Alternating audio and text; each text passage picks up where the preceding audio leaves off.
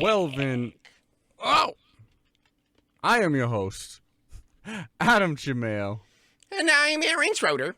And this is the Quack podcast, the most unofficial Oregon Ducks sporting podcast on the web footosphere. And Aaron, we won, barely, a game in Lubbock, Texas. Holy shit. Now, I've already covered this. Yep. Wow. Okay. One, we got really excited over here. That is for fucking sure. Nice. That was maybe one of the most infuriating games I've ever watched. Like, infuriating? Whew, it was nuts, wasn't it? Because you saw Oregon, like, had the talent, had the players to, win this thing by, I guess, by 2 scores. Like, a comfortable 2 scores. Maybe more, even. And it was, they already got my take. What are your thoughts on this? Let's just get right into it. Penalties. Yes. 1. 14 penalties. Yep. That's insane. Sure. A majority of half of those penalties are bad. The other half, those fucking refs, I swear. Okay, the one that infuriated me the most, and it wasn't actually a penalty, but it was just the decision-making by the referee staff that showed me their company men, and that something else is happening behind the scenes here to make games more exciting. Yes. I'm not saying they're rigged, but I'm not saying they're not. There was a wild pass at the very end when the other team had the ball. Tech, by the way, I felt like they did pretty good. But anyway, he throws this zinger of a pass. Dude obviously catches it, falls down, we tag him, 6 seconds left, the clock should now click down, we hit 3 seconds left in the game, dude spikes ball. Then the refs decide, you know what, maybe he didn't catch that ball after all, and so we need to review the previous play. And so then they review it, and it's like, but duh. He obviously caught it. Everyone saw him catch it. There's no need to review this. And then they go, please roll the clock back to 6 seconds. They gave them a free timeout at the most crucial time when you want one. And that cheesed me off. And then on top of that, I gotta say, this is one of the corniest / worst produced sporting events I've ever seen. I hated everything about the graphics and the street art concept of how they like turned the Oregon and Texas Tech sideways, and they would slap a +1 on there that looked like street art. Cool. What do you feel about the tortillas being thrown on if the you field? can't tell, all it did was bring out my inner Bill Burr to where I am just infuriated by all aspects of what I had to go through. But thank fucking God we won, because had we lost, I wouldn't be on the show. I would have quit. Everything in that game also was like, okay, everything here is fixable technically. You know what I mean? Like our left tackle had 3 false starts. That was That was crazy. I mean, and like in general, there, like there was like a drive. There was a drive where we gave them. Oh God! And the worst part is I've also watched the Seahawks game who didn't do that much better and lost. So I might be conflating the two engagements, but I'm pretty sure wasn't there a drive where we basically gave them 30 yards because of 2 15-yard penalties, like in a row almost. There were so many of their successful drives in our successful drives was because it was either like defensive pass interference or false start or a million times. The pass interference stuff was grinding on me because I didn't believe half of those, and I really want Hythloday to bring me off the ledge because maybe I'm the crazy one. Definitely. But also, if he tells me I'm correct, then I'm just going to be more enraged the longer the season goes. Yeah, never give fuel to a conspiracy theorist. This is what it all comes down to. But like I said, your roof blue, for Christ's sakes. I don't know what that means. So many of the things that we, did, it's like, this is fixable. Like Bo Nix didn't have quite the level like Bo Nix Oregon of play, but he won the game. Like it was still a great overall performance, but played a little below his level. So many penalties. He was the only thing giving me solace the whole game because I was like, and this is part of the production part that I hated, is like the constant every camera deciding they need to zoom in, but like they zoom in like this, or they're already way zoomed in, so you miss the fucking entire play completely. But they kept zooming in on his face, and I saw a man frustrated. I saw a man frustrated with his team, frustrated with the game, the way it was being called. I mean, I saw me in him, and I was like, this dude's actually still trying to bring it, though. I think he should have started running sooner. That it definitely felt that way too with Tyler Shuck having so much success running the ball. And kudos to Shuck, dude. What a game. Oh, yeah. He had a great game until he didn't. Until he coughed the ball like 4 times or whatever and had that terrible pick at the end. Even though he had we finally got to him, right? We finally got to him. The pressure was pretty good, honestly. Matayo Uiagalelei really got to him. Birch even got to him. I mean, one of the players of the game, Brandon Dorless, had a hell of a game. Jeffrey Bassa was awesome in this one. So much of what we did wrong is fixable. I mean, the rest of the season's going to come down to, can we fix it? Can those things not pop up when we're on the road in other tough environments? Because Texas Tech ain't the best team we're going to play this season. Right. One of the better defenses, though, and a really tough road environment. Dude. Tough road environment, too. Camden Lewis, sure freaking thing, man. I love it. He had a quote. I'm misquoting him, but basically he said, like, I wasn't even a little bit scared when it came down to that final kick for me, which is he's so much more confident, and that is badass to have a good college kicker. Yeah, and I feel like I was a part of that, Yeah. I think I helped take him there.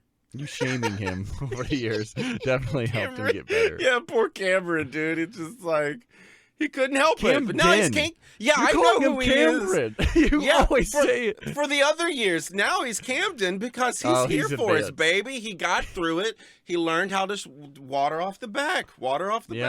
Yeah. Cameron's dead. Long live Camden. Yeah. Perfect. I agree.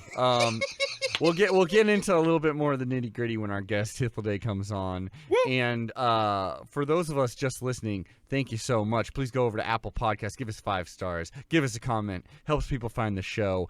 But you're missing out if you're not watching us, because I got my on YouTube, that is, I got my pink Wow Hall T-shirt on. It is those Eugenians. Dude, Looks it's real sick. Good. TD, our living mascot, TD, is in the building. He's a flying duck looking at the screen, looking at Aaron, looking at the screen. You got to follow us on YouTube. Subscribe. Smash that subscribe button. Yeah. We got a TikTok, too. We're basically hip and young at this point. We're on all the socials that matter. And also Exactly. Facebook. Yeah, yeah, exactly. I was about to say. And the terrible ones like X. Yeah. Aaron, I got some news, though, before we Hit get me. into some more. Bro. I got plenty of news. Are we going to get to talk about the more accolades of Sabrina Ionescu?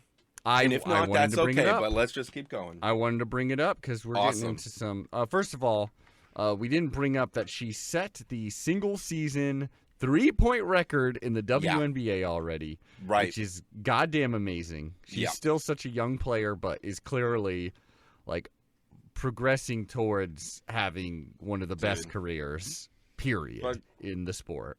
Yeah, she's our next Kobe, dude. She really is. I mean, she's certainly Such a channeling strong- all that energy. Yeah, and she's just a leader. She's just a leader. She's got it in her bones. As of right, actually, this probably isn't even updated because she had a game just a couple days ago. She has like around 124, which surpassed Deanna Taurasi's 121, which was set in 2006. So that's a while ago, even. Yeah. And she's still got more to go. I mean, well, the regular season's over, but so she's beaten that record. She has the chance to really become a WNBA legend now that the playoffs have officially She's started. going to become a basketball legend. Yeah, full stop. She's the begin. You're about to see a wave of these kind of players, I think. I think the women players are about to have a renaissance of just extreme talent over the next 5 years. She's like the top of the pyramid, if you will. Well, I'll tell you, there was a really touching moment a little while ago when they played the Wings. Satu Sabali is also killing it, also just leading their team. And so there's a wonderful picture after we beat them, which is nice. By we, I mean New York Liberty. Yeah. Satu Sabali, Niara Sabali, and Sabrina Ionescu all in the same court. Got a nice little tasty pick, and that was nice to see. As of right Never now, forget. though, Never forget. Never forget. It's September 12th, but still never forget. Why does that matter? Because yesterday was September 11th. You're supposed to not forget September 11th, but you already forgot and have. Oh, my God. I did. Shit. Number 1 overall seed for their division, New York Liberty. Or I guess they're number 2. I should say the number 2. But very high-ranked seed. WNBA playoffs start right now. Or coming up. Not right now. And so it's honestly Aces versus Liberty is what everyone is saying the championship's going to be. Aces have the number 1 seed, won it last year. But New York Liberty were started off on Friday, ESPN2 at 7:30 p.m. You know I'm going to be watching. And then it's 3 games, best of 3 games. New York Liberty versus 7 seed Washington Mystics. Washington Mystics actually just beat the Liberty. The final game of the regular season. They just barely squeaked by them. That was in New York, too. So it'll be a challenge. Still, New York Liberty is highly favored. Yeah, that's going to be huge. I want to watch those. How many teams how many teams have Ducks on them right now in pro? Well, I know the wing. I know Hebert's out there. I know both the Sabalis, Sabrina Ionescu. I'm not sure. I don't think many more. I'm not quite sure if there's another. I'll look into it. In the NFL, we got plenty of Ducks, though. Some of them having great performances, too. Justin Herbert, well, he lost his game, but still had a great... I mean, that's not his fault. Still making that fucking Subway money. Oh, yeah, he's making a shit ton of money, my man. 23 of 33, 228 passing yards, a touchdown, 5 carries for 18 rushing yards, and a touchdown. We also got, Javon Holland is also a captain on his team. Dolphins did well, so that's great. Kayvon Thibodeau, 4 tackles, 1 solo tackle. DeForest Buckner is as amazing as ever. Plays for the Colts. 7 tackles, 4 solo, 1 sack, 1 tackle for a loss, 2 QB hits, a scoop, and a score. Amazing. Truly amazing athlete. If we can Penei circle Sewell. back. Yeah. Oh, yeah, keep going. Penei Sewell, also an amazing lineman, also amazing athlete. Got the win. Lions over Kansas City. Nice. Thank you. Taking Tony. down Mahomes, huh? Oh yeah. And there was it's because of one of the reasons, because of their great line play that they won. Like, the offensive line, the Lions' offensive line late in that game just took over. Penei Sewell, big reason for that. So that was wonderful to see. Christian Gonzalez, Patriots love him. Jawan Johnson didn't have a great game, but those were the ones that really stuck out to me, as well as Diamador Lenore, who's on the 49ers, and 49ers look freaking great, unfortunately for us Seahawks fans, you and I. But, yeah, 49ers look amazing. Yeah. Go Pro Ducks. Hell yeah. Love to see it. Love that we have so many, like some on defense, some on offense. Mm-hmm. It's wonderful to see. And I just wanted to say, I watched the first. I watched the first half of that Cowboys-Giants game. And there was a zoom in on Thibodeau's face where I was like, "Yeah, brother, he was frustrated." And I would be too, dude. Yeah. You look at it, it's the curse of being picked so early. Like, luckily, Penei Sewell seems to have landed in a good spot. But Herbert is the best player on a bad team. Same with Kayvon Thibodeau. He's not the best player, maybe, but he's a great player on a bad team. Yeah. At least you're building your credibility in hopes of a trade. Mm-hmm. Because of your value can get the team you don't want to be on something else. Even USC's Caleb Williams, who's, maybe the number 1 pick or something like that, he was saying, like, if people are saying I'm going to go to, like, Arizona, like the Cardinals who are trying to bomb, or they don't even have to try, they're just going to bomb. He's like, I could just stay in college another year, get another, like, couple mil, be the biggest badass in LA once again, maybe go for another Heisman, and then go to the NFL the year after. What the fuck do I care? Or, worst case scenario, I wish it on no one, except for there was points where I was like, you need to break Shuck's legs now. But I really do truly wish it on no one. God forbid he gets injured in next season and he still like you said, he walked away with a couple mil. Yeah. Make a smart investment or two and be ruined fine. his NFL career at that point. Sure, who gives a shit? You're a millionaire. You can survive off that. So. You would think so, yeah. I'd be fine with it. I would be fine with it. Hard work being in the NFL. This is also coming from a time where the last time I actually played any sport, it was tennis. And as soon as I had fulfilled the credit required by the school, I just quit. There you go. We're quitters. And I was Quack good. 12. Yeah. Oh, really? Yeah. That's why we're on the Quack 12. We're quitters. Quack 12 is a podcast for quitters. We got a little more news. This is huge. You couldn't set up this Pac-12 season for a more dazzling death. It's like, of course, the season that they kill the Pac-12 may actually be... Oh, yeah. What else can you say?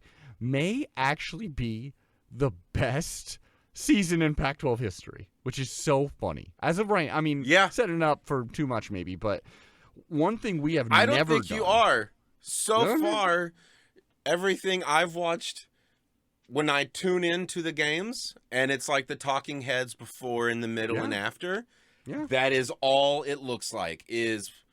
Like, there's at least 4 teams that are kind of bringing heat.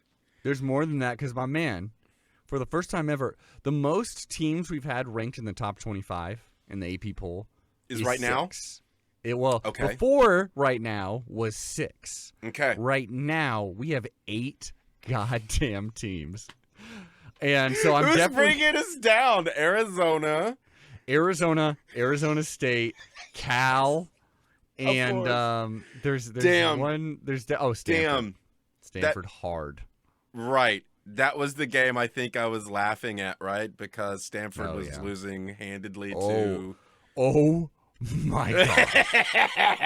I think it was 50 to 3. I just kept thinking about how you picked them. I picked them, yes. We'll get into that in the picks. We'll get into that with Hythloday. Quit picking me apart. Yeah. But we got number 5 USC, number 8 Washington, 12 Utah, 13 Oregon, 16 Oregon State, 18, Colorado, 23, Washington State, and number 24, UCLA. And you gotta love that the only two real Pac-12 teams, as to say the two teams that as of right now are going to be in the Pac-12 next year, the Pac-2, Oregon State and Washington State are having great starts to their season, look like pretty fantastic teams, and are ranked and like are freaking killing it. Like it's a real Rudy story for them. Well, and time actually, will tell. they even got it to because Pac-12 was about to meet for like a board meeting. And Oregon State and Washington State, like I don't know, they got their lawyers or whatever, and made it so they stopped that board meeting from happening because they're like, why the fuck we letting these clowns vote? Like they're not going to be here next year. And rumor was, scuttlebutt is, those other schools were trying, or are us, are trying to make it so they're like, we think the Pac-12 should cover our costs for going to another conference. And, like, they got the votes to do it. Time out. Yeah. What costs are there? Like, I'm sure the travel and stuff? Not for the whole year. I think it's just, like, there's probably exit fees you have to do for the Pac-12. There's probably some weird-ass entrance fees for the Big Ten. Weird little legal things. They want the Pac-12 to cover it. You gotta pay money to switch clubs? I'm assuming so. It's just one of those things where you just assume there's some money out there. There's some fee. This is why it's rigged, dude. This is why the whole because they gotta pay them. They gotta pay themselves. Bro, you're gonna be an Oregon. You're I tell be an you Oregon what. State fan before the end of this show. There's nothing worse than a suit or pig, except for a pig in a suit. That's what we're having to deal with, my guy. I love it. Last bit of quacking news here. Yeah. Oh, okay. I get it. That's cool. Just disappear on me. I'll hang out. It's fine. Here I am. I'm just right here. Totally alone. No I'm big still deal. here. Sorry, I hit a Wow. button on Yeah, my no, mouse. just put me on the spot. Made me have to have a conversation to myself. That's well, cool. we're not editing it out. Yeah, Last no, bit of you news say. here before we have our wonderful guest Hythloday come on. Bo Nix named Pac-12 Offensive Player of the Week, which normally was going to Caleb Williams, but Pac-12 Offensive Player of the Week, Bo Nix. Hey, way to go, my man. I say he deserves it. I say that too. And with that, Aaron, let's go to a commercial break. We will be back with our dear friend Hythloday of Addicted to Quack. Woo! Quack, quack, quack, quack, Quack, quack, quack. quack. Aw, Aw, what's wrong there, young sports fan? My life is falling apart. My family left me because I won't shut the fuck up about my favorite team, the Oregon Ducks. What you need is to join the rest of the flock at the Quack 12 podcast. Sounds great. Is it some kind of drug? Will an eighth be enough? Because I'm jonesing really bad. No, it's not a drug. It's even better. It's the world's greatest Oregon Ducks podcast. So do I snort it? Visit quack12podcast.com to find free weekly episodes and links to the Quack 12 Patreon. I'm sold. Who needs a family with drugs like this? Quack, quack. Oh, Aaron, what a commercial. I gotta say, I think I'm maybe the best voice actor alive. I would disagree, but What? Who am I? And listeners, You are an amazing director. That's What who can I you say? are. That You I agree. bring it out of me. That I agree. So maybe you Yeah. are the best voice actor. If it reflects positive on me, I'll say yes. Yeah. And listeners, I know you're just dying to hear the new commercial I keep plugging and not producing. It's coming. It's going to be so good. Just wait. All right. Yeah. That being said, speaking of so good, can't wait. Our For dear real. friend of Addicted to Quack, the managing editor of Addicted to Quack, Get this man in here. and the host of It Never Rains on this podcast, has produced... Oh, that's great. Of course it is. It's a better podcast than that. Why are you listening to this, honestly? But this is a good warm-up for that podcast. Yeah. Or maybe we're the cupcake after the steak and mashed potatoes that Hythloday brings to every single episode of his show. But anyway, enough about him. But More about anyways, us. Maybe we shouldn't have him on the show, actually. Yeah, fuck it. He's just produced a wonderful article that you got to go read. Duct Tape Film Review of Week 2, 2023 at Texas Tech. This is not hype, y'all. This is truly the best breakdown of that crazy game that you can find on the internet. You have to go read this at Addicted to Quack. We will link it in the bio here. But to talk about that most frustrating win is Hythloday. Hythloday, right. how you doing, buddy? I'm well. How are you? I'm doing good because we won. And it was nice throughout the game that there was never a point where I was like, oh, there's no way we're winning this. Even down 2 scores.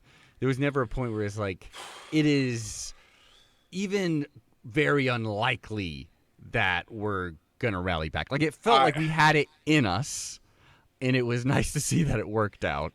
And yeah. What do you think, Aaron? Wait, Adam, are you saying that you were confident that Oregon was going to lose throughout the entire game, and then you were surprised that they did, in fact, win? No, I'm saying the opposite. Sorry. Okay. I thought we were going to win this because that's not how the positives and negatives were working in the grammar of your sentence. Well, I'm not here to talk, on this podcast. Completely believed they could lose this thing. Figured they probably would because the refs would make sure that happened. And there was a lot of shooting ourselves in the foot in this one, which that definitely added to the feeling of like, well, we're our own worst enemy. So maybe if we just knock this off, we got the talent, we got the offense, we got defensive playmakers, we're getting some pass rush here.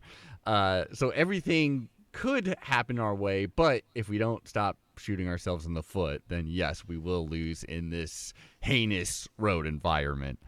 Hythloday, what are your thoughts? I guess I'm just going to go right into it. What are your thoughts in this crazy game? I mean, I agree with the spirit of what you said, if not the words. Oh, yeah. In that, like, yes, I was confident that Oregon was going to win through this entire game, like even the parts where they were behind. Simply because, like, the 2 teams that I was watching, I was watching Oregon, a more talented team, and a team that wasn't. To the extent that Oregon was making mistakes, they were like, oh, that was a dumb and minor, mistake that cost them some yardage or like the opportunity for a bigger play. Mm-hmm. Whereas I was watching Texas Tech making, number one, the mistakes that they were making were like catastrophic mistakes, right? Yes. But turnovers, big sacks, horrible mistakes. Mm-hmm. And B, that like, to the extent that they were getting explosive plays, like the explosive plays that they were getting were assisted by factors that are sort of like not replicable. Like they had a ton of tendency breakers, like they to the extent that, like, boy, this is nuts to say, but like they had a particular playbook in 2022. I studied all of it, right? And then, and you were on the podcast we recorded with Macon, where and they continued that exact playbook through the Wyoming game, and like it was sort of a struggle to keep Macon under control, like wrestle the microphone back away from him, because all he wanted to talk about was how did you not make any changes over the offseason and lose to Wyoming, right? Remember that, Adam? Like, occasionally feeling a little exasperated with the guy. Like, can I ask you some questions, Macon? And then it turns out, actually, they had, made a bunch of changes. They had figured out, like, new plays. They had, figured out which tendencies weren't working for them, and they just saved all of those for Oregon, which, like, I know that's kind of a cliche, in sports, like all fans like to say, oh, my team was just keeping it vanilla in the opening game, like and like I am always like skeptical of that. Like usually when your team doesn't perform well, it's because your team's not doing well, and I like never in a million years would have considered a team would be so committed to the ruse, like so committed to keeping the veil in place of their new week 2 playbook that they're going to say for their big opener, your home opener against their big out of conference opponent, that they would be willing to keep the new playbook under wraps, and run the crunchy old playbook from last year to the point where they would lose to Wyoming in overtime. There's like more opportunity. Yeah, it is bonkers. They went to not just overtime, double overtime. They went to 6 periods on that stuff. Yeah. And so it's like, in one sense, I sort of feel like there's egg on my face because like I went on multiple podcasts and was like, it was crazy that how much, the 2023 Wyoming game was like a carbon copy of the 2022 playbook, and like how easy of a preview article it was for me to write about Texas Tech. And I feel like there's a bit of egg in my face because like, oh, I should have seen it coming, that like, oh, they had changes in store for Oregon, like how done me. On the other hand, like, Joey McGuire and Zach Kitley now are started the season 0-2, Yeah. Who's really got egg on their face here? No joke. Yeah, I mean, hey, good for Wyoming. That was pretty fun for them, I guess. And speaking of egg on their face, here's my prediction: Oregon 42, Texas Tech 17. So my face is mainly egg at this point. The other thing is sort of, and like Aaron brought this up, and like I don't really want to spend a lot of time with this, and I don't want to like go through and like adjudicate all these different plays. I will just say.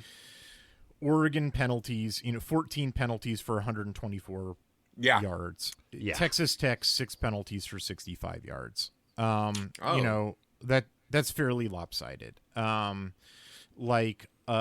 Again, I'm not interested in adjudicating each individual penalty. I'm certainly not interested in suggesting a conspiracy. But it's like, look, I watched the film. I watched all those, every time a flag was thrown, every time a flag, might have been thrown but wasn't, there's, I mean, there are some exceptions to this, but, just about every time it is a judgment call, the refs, might or might not throw that flag.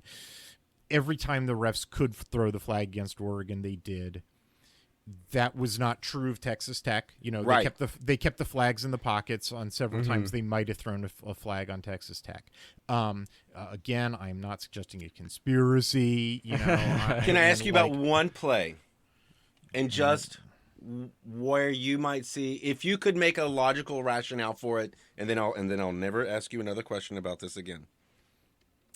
6 seconds left. Are you saying of the first half or the second? Or... This is the end of the game. Okay, yes. The 6-second play where Tex has the ball, throws a pass. It's very obviously caught. The clock hits 3 seconds. He spikes the ball, stops the clock. The ref then says we need to go back and review that catch to make sure it was legal. And then they throw the 6 seconds back on the clock. Wouldn't you say that is a deliberate shot of favoritism at our opposing team? I didn't go back and review that one because it happened during garbage time, and I don't care about garbage time. But I remember thinking when I was watching it live that no, that was mechanically done correctly, I think. So okay, now I have to know because I always forget. This is my favorite part. When did garbage time start in this game? I only excluded 2 drives as garbage time, which were the final 2 drives of both halves, which were Texas Tech's, both times Texas Tech possessions.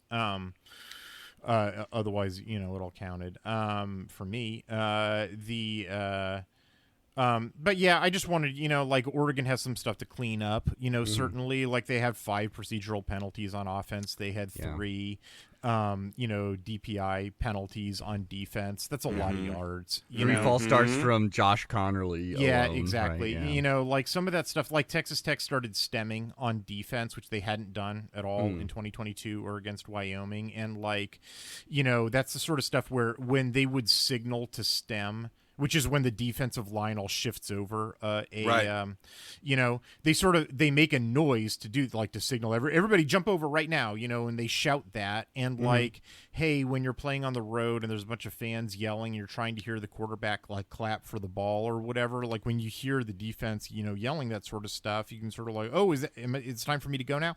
Like, I think that's what, and it's like, hey man, you need to like, get more disciplined about that stuff. I'm not suggesting that they were trying, like, there is a foul for that if the refs think it's a deliberate attempt to cause the offense to jump. It's called disconcerting signals, and it gets a delay of game penalty on the defense. The refs never flagged, Texas Tech for that, so apparently they didn't think that was the case. Yeah. I don't know if I've ever seen that either. I've seen it. I've seen it a few times, Nice. or it's happened in Oregon State several times, so I know you've seen it, Adam. But I like just don't anyway, remember. but again, not suggesting a conspiracy, just suggesting that like, hey, if you notice sort of a lopsided thing, it's because Oregon had like twice as many penalty yards go against them as Texas Tech did. Like, well, we are suggesting it because it's the Quack 12 podcast. But one thing I love that you do in your articles and on Twitter at Hythloday1 is, you're very much a person that doesn't want to harp too much on these refs, on these bad calls. But if you're reading duct tape, if you ever see those little italics, here's a little secret here.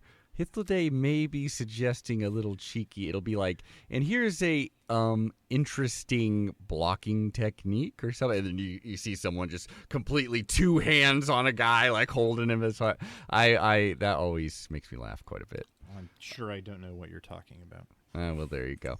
Hythloday. So, and I just wanted to go back and say, like, I agree with your take that like I was never really worried about this game because I was seeing one team that was better than the other team, and the only reason it was close were things that were like. I'm not saying they were non-football factors. That's not the right term here because they were happening within the context of a football game. But it was stuff that's like one-off and fixable and sort of like, oh, that thing. Oh, that foul. They chose to keep their... they chose to keep the flag in the pocket on that play, or they chose to throw the flag on that play, or like, oh, they broke out a new play in this game that they hadn't shown before and the Ducks weren't ready for it. Like, oh, but then later in the game, they were. That's something that I did throughout my article where I was like, here was the play that they were expecting and they shut it down. Here was the play where they start showing the play that they were expecting, but then they do something different out of it, and they got a big play, because it was a tendency breaker, right? Or alternately, here they line up in this formation that they'd never shown before, and so the Ducks line up in a certain way to defend it, and then they do a quarterback run out of it, and they get a first down out of that. But then later in the game, the Ducks have figured out what that formation is. I showed, look, they're lined up in exactly the same formation, and they try to run the same play, but Oregon defends it differently. The linebacker sort of backs out a little bit more, and the defensive line spills them, and then the linebacker comes down and kills it. And it's like there's a couple different examples in which I'm pointing out, like, one of the things that fans love to say, even though like it's not right, or frequently is incorrect, they'll say it anyway, like immediately after watching a game, which is either a loss or like closer than they felt like it should have been, is that like, oh man, I didn't see any halftime adjustments. I hate our coaching staff. And then I watched the film and I'm like, oh, look, I have an opportunity to point out all the different ways in which there's very explicitly halftime adjustments, in which it's like, these are the ways in which they got caught by surprise by some changes or like, tendency breakers or a new formation or whatever. And then these are the ways that they changed or they came to the game prepared or whatever. It's like, look, same, different, read my article. I have a bunch of different video illustrations of all these things that like are hard to pick up on live. I understand that, but like, that's why you write a film review article and you put video clips through it and then you explain the video clips and you point out like, look, connections. Like, that's why I do it. Conspiracy. That's our department. And I think that especially with like the defense, I think it's very telling that it was so many things that worked on us. Like suddenly Tyler Shuck, being this amazing running quarterback, which credit to him for a lot of the big plays he made, or like certain pass plays where a guy seemingly was like streaking wide open, or the few times they were really able to get it running going on the ground. Rarely were these like consistent things throughout the game. It wasn't us getting like bullied, pushed over. There wasn't any big glaring weaknesses. Like they had the box score is super misleading, by the way. Like if anybody looks at the official ESPN or Fox or whatever box score, like a bunch of plays are like, because there's a bunch of quarterback runs, but there's also a bunch of quarterback scrambles, and then also a bunch of the run plays start out with like a lateral toss, and the scorekeeper like classified those as passing plays because they're like, oh, Nick's passed it to the running back and then he went and run. It's like, that's a run play, dumb and dumb. Anyway, and then people on Twitter were like, well, if it went forward, it was a pass. And I'm like, dude, you are missing the point. Anyway, the box score is really misleading. And I, in my article, I presented like here's what the correct stats are. Anyway, the Texas Tech, outside of garbage time, actually even including garbage time because their garbage time drives were all passes. Anyway, it had 180 yards of designed runs. 121 of those 180 yards came on 4 plays. It was like it's 4 big runs, and then otherwise Oregon just had them bottled up. And then on top of that,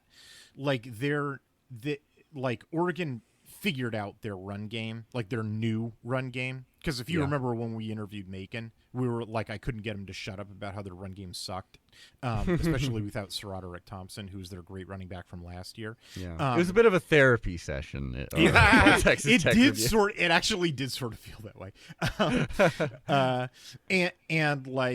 And then lo and behold, against Oregon, not against Wyoming, but against Oregon, they break out a bunch of new runs. It wasn't just the quarterback's draw stuff. It was, or quarterback power. It was a couple of other, new stuff for the rank.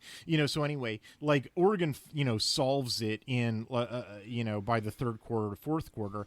And Texas Tech sort of wises up. And what they do, their last 9 design runs of the game, they only get 36 yards total on them, 4 yards a run, average, and that's and that's including one run for 17 yards that really buoys it. The other 8 of them are for whatever that is, like 15, and like they so like 2 yards or so. Like they really bottle up their run game, and it's just that Texas Tech just stops running. They just go to like an almost all passing offense in the second half, because Oregon solved their rushing offense. So it's like Oregon actually did a pretty good job of solving, it's not till the second half, but they did a pretty good job of solving their rushing offense. And then Texas Tech, because they stopped running the ball, sort of took away their ability to improve their stats. It's like if Texas Tech played fair, if they played fair and kept running the ball ineffectively, then Oregon's rush defense numbers would start looking way better on a per play basis. But those devils, they didn't do that, they stopped running it and stopped giving them the chance to win their money back, Yeah, they can't even. I mean, fortunately, they let us cover, which was really nice. Well, yeah, but they did that by continuing to throw the ball, which meant a bunch of interceptions. Yeah. So, P.S. I know you hate gambling, but I did have a parlay on the Utah game and the Oregon game, and they both really decided to help me out at the end there. Maybe to the detriment of their team's chances of winning, but that cracked me up. And then one last thing I wanted to cover. You can, or if you want to talk more, sure. Oh, there is one more thing. I guess sure. I should say, which is that the offensive line. Well, on the offense. So I guess 2 things. Number one, weirdly the passing game was not sharp. Like Nix was making weird mistakes, and also the receivers were dropping balls, which is like what? Like Oregon just paid to put a bunch of billboards to this dude, and he's making mistakes. Like, hey man, like, that's not cool. And then billboard should have been a Camden Lewis. I think that's what it really should. Yeah, right, man. Like, and then 7 drops. You're just like, what? That's the part that bugs me was the drops, because that's it totally does bug me. On the other hand, it's the kind of thing that gets you can fix that tomorrow. Yeah. So and you're in Lubbock. There's a crazy environment. The first one was, I think, sun in the eyes, because possible. It seemed like a lot of our plays were set up to throw to that side of the field, and it's right where the sun is. I don't know, man. But then the Conspiracy. sun sets. But then the sun sets, and they kept up with the drop. So I don't Right. know. And like I don't know what the reason is, and I'm fully expecting that it was just a one-off thing, which is again not. I'm not worried about it. I just expect it to be a one-off thing. But if anybody's like wondering, like, why are these numbers look the way that they do? Like, yeah, because there's a bunch of drops. Like, but here's the really interesting thing. When I said one more thing that really needs to be said, which is the offensive line. Interesting. Number one, or 1A, is that pass protect really good. Yeah. They didn't have a single problem in pass protection. Like, other than one really cool Tim DeRuyter blitz. Actually, it wasn't even a blitz. Anyway, great pass protection. But then, run blocking, which, like, it's the same dudes. Run blocking had some mistakes, and like across the board, some mistakes. It wasn't just like one. Anybody wants to pick out like one dude, like, aha, it's this one guy who's screwing up. Nah, it was all five of the dudes. Actually, six. They were rotating at right guard between Jones and the younger Lalaulu. Anyway, I was sort of across the board and even, like, just run mistakes. And it's sort of, I think fans might need to get used to, okay, so how like 2016 to 2019 was one group of offensive linemen, like Calvin Throckmorton and that group of dudes, and like they peaked in that Rose Bowl year, and then they all graduated, and then you had like the 2020 through 2022 group that, like, by 2022 that was an elite line as well. Those guys all just went off to the NFL, right? Well, we're back again in the situation where we were at in like 2020, where like they managed this transition okay. They have the new guys all have some experience, and they're well recruited, and they're well coached, and they're talented, and I'd still take this line for their current performance and for what their potential is. Like, you can see how they're going to be performing by mid-season. Like, you can just see it in the cards. Like, yeah, I like this line, and I would take them over just about any other line in the Pac-12, both now and in the short and medium term future, and definitely long term future. But you're not looking at a 2022 situation or a 2019 level run blocking right now. You're looking more like a 2020 level run blocking right now, with like 11% error rates, which again still better than most Pac-12 lines, but it's not like what Oregon fans are used to, where it's like 75% rushing efficiency. The running backs always have enormous, holes that you can drive a truck, through. Like, nah, man, they're making mistakes. Like there's technical errors here.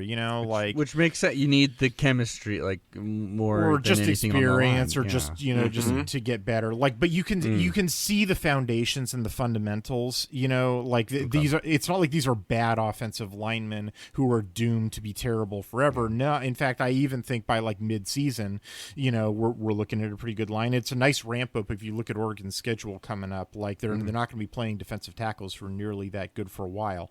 But like, right now, this ain't a Joe Moore award winning line at this point in time. And like, if you were wondering like, where's the rushing performance? Like, that's the reason why.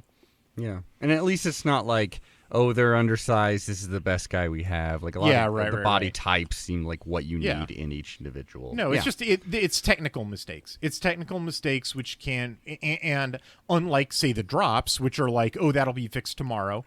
Okay, this is probably not stuff that's fixed tomorrow. These aren't like brain farts. These are this is going to take some some time and development, but it's also the flip side of that, though, is that it's also not like, oh my God, this is never, oh my God, we got like 219-pound weaklings who are always going to, this isn't like Cal, where it's like, oh my God, you're doomed.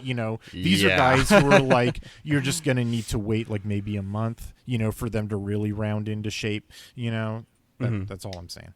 Sounds good. And then one section that I really wanted to ask your opinion on, because it's so hard to actually be watching the secondary during a game. There's been a lot of questions regarding it. There were certainly some huge plays. Like, I think Kyrie Jackson is a good person to circle of, like, look at all this great stuff he did. Look at this terrible thing he did. I mean, that's always the story with cornerbacks, though. True. It's true that, like, Kyrie Jackson has some, like, bad plays, but, like, look, man, in the history of cornerbacks, there's never been a cornerback in the history of cornerbacks that you can't say this dude had a bunch of really great plays, and then one or two where you're just like, what the hell, you know? Because like it's a boom bust position. Overall, I think the coverage was very good. In fact, I feel like I put a number of clips in my article that it's like I tried to direct because like the action's all happening at the line, and so it's like yeah, look at that, but also like, hey guys. Hey, look at the back end. Look at the back end. The reason why this sack is happening, or like part of the reason, is that like, look, he didn't have anywhere to throw it to. You know. Coverage is good. Good, and then not part of the secondary, but I still kind of almost think of him this way. But it was nice to see Jamal Hill in his like new position. Yeah, and you can see why he's there. Breakups. Yeah. It was nice to see. And then I dinged him a couple of times in the Portland State game for like, hey, that's not your RPO. Don't get out of position for the pass. For you're supposed to be playing the pass and not giving him a pass look by coming down on the run. And then in this game, played that correct. No such. No such things. He always stayed out on the pass, and he got a couple, good passing plays. Pretty good. The worst that you can say about Oregon's, linebackers in this game was that like they got fooled on a couple of these, quarterback run plays where they were sort of like, it took them a while to figure out what the hell was going on with these quarterback run plays because it was brand new. But then, as I sort of demonstrated in the article, like. Then they sort of got together and they figured out what was going on. They shut him down, and Texas Tech quit running him. I mean, it's hard to expect a Tyler Shuck rushing attack if you haven't necessarily seen it all that much.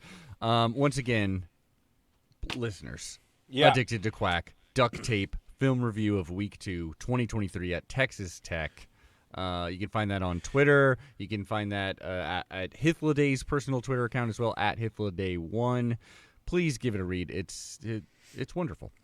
Now, and really quick, I just wanted to say, Hythloday at the top of the show, I said to Adam, you were going to have to talk me off the ledge because I was ready to go full destruction mode. Yeah, he was about to and I am happy to report that you have, in fact, cooled my jets. That's good. I mean, it's a win. You are such an Oregon I know it's a win, fan. but you hate to see a win look like that. I mean, it was tough. And when it's in the moment, I don't know how to look at the details like Hythloday does. So when it's in the moment, I'm screaming, I'm mad, I'm doom scrolling TikTok, pissed at everything. You are Hith's target audience, actually. Yes. Yeah. I mean, man, I'm the same. Like, I'm my target audience. I freak out when I'm watching games. Like, I don't like. It's so, like watching football games live and watching them like later in film reviews. Just like a completely different experience. Like, especially like when like, I mean, just the simple fact of knowing what the outcome is, like, and then like being able to go back and watch it like calm, and like, oh yeah, that happened, but it only happened once, or just like the simply knowing that, chills you out a huge amount. Right. Yeah. It also helped that we already saw this game in 2022 against Wazoo. That really made it a little easier, including the ending. Y'all, are you ready to see the Great Pick'em Challenge? Yeah. I hope you are. That's right. Oh, everybody. You're not talking to me. No, I'm talking to everyone. Yeah, sure. For our most wonderful segment, the picks.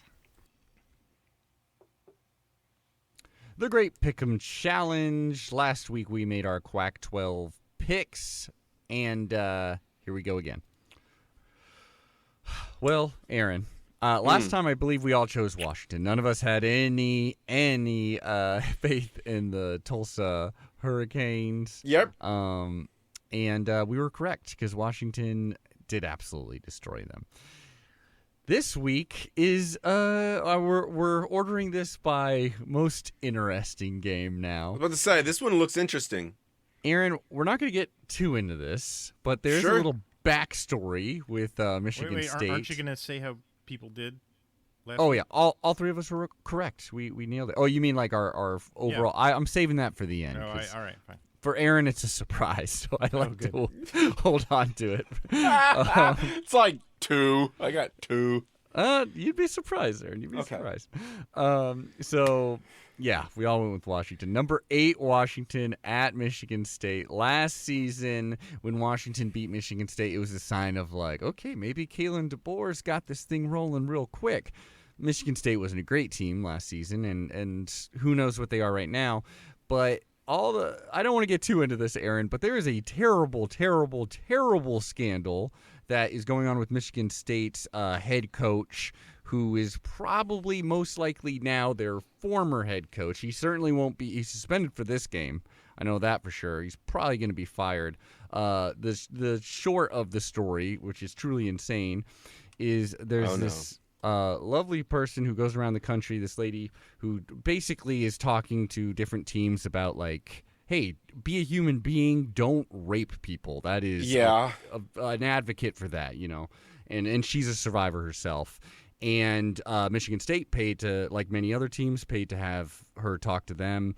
And then this motherfucker coach sexually harasses her, is calling her over the phone, with giving sexual contact she does, or, you know, sexual harassment that she totally doesn't want, and is actually, I'll just straight up say it, whacking off on the phone as she's talking to her. Okay, well, we're done. Yeah. Fuck these guys, Washington all day. Yeah, I just wanted to say that too. I'm going Washington as well. I feel so bad for the players on that team. That too, because God knows what else kind of shit. Oh, well, we don't even got to get into this, but this ain't the first terrible, terrible sexual scandal that's happened with the Michigan State program. Okay, the players, well, then maybe... Well, the players aren't a part of either of those two big ones, so you do feel for them. But also, fuck this program at this moment. Yeah. I'm going Washington. And they'll likely win, but this is a huge step up in challenge what a dirtbag for Washington. I know, isn't that insane? I couldn't believe it. But Hythloday on the field. Who you got? How do you think this game's going to go? Who do you got? Jesus Christ. I know. Well, they don't have a head coach. It's obvious that Washington should win this. They're going to be... They don't have... Except there's this phenomenon called the fired coach bounce, where like inexplicably the players they like rally. They so like, and on top of that, like ESPN's FPI really likes Michigan State. Like I have no idea why. Anyway, all of which is sort of like gives me this weird pause. But like, I'm gonna ignore all of that. Like, no, Washington's gonna kill them. Like, I mean, like Washington scheduled this series when it was supposed to be difficult, and they're gonna wind up playing Michigan State as like this home and home as like two joke opponents. Like, like.